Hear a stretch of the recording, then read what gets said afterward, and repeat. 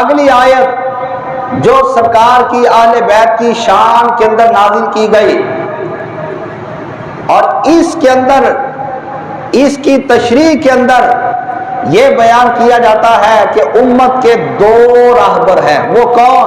وہ جب تفسیر کی عبارت آئے گی وہاں پر آ جائے گا. آیت سنیں پہلے. اللہ رب العالمین نے فرمایا وَلَسَوْفَ يُعْطِيكَ رَبُّكَ فَتَرْضَىٰ.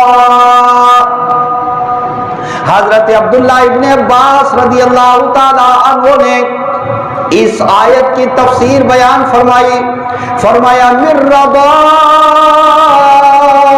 محمد صلی اللہ علیہ وسلم اللہ يدخل من اہل بیتہ النار. یہ جو فرمایا کہ اے مرحوم مصطفیٰ ان قریب آپ کا رب آپ کو اتنا عطا فرمائے گا کہ آپ اپنے رب سے راضی ہو جاؤ گے. حضور سے کہو ذرا آپ کا رب آپ کو اتنا عطا فرمائے گا کہ آپ اپنے رب کی رضا اپنے رب کی عطا کے اوپر راضی ہو جاؤ گے. حضرت عبداللہ ابن عباس رضی اللہ تعالیٰ عنہ سب سے پہلے ان کا تعارف سنو کون ہے؟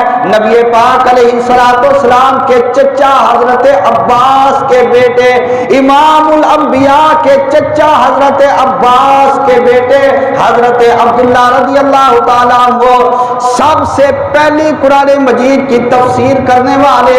آپ نے اس آیت کی تفسیر اور تشریح بیان کی.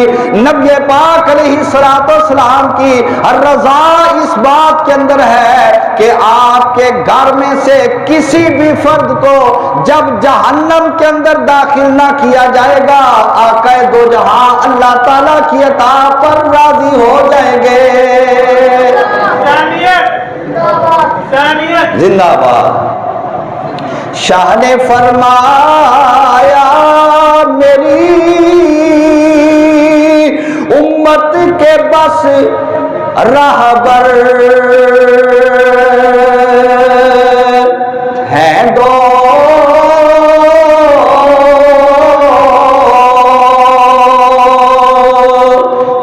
شاہ نے فرمایا میری امت کے بس راہبر ہیں دو.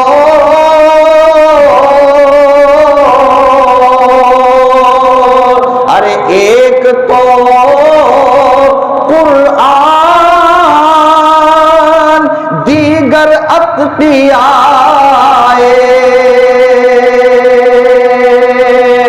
اہل بیت.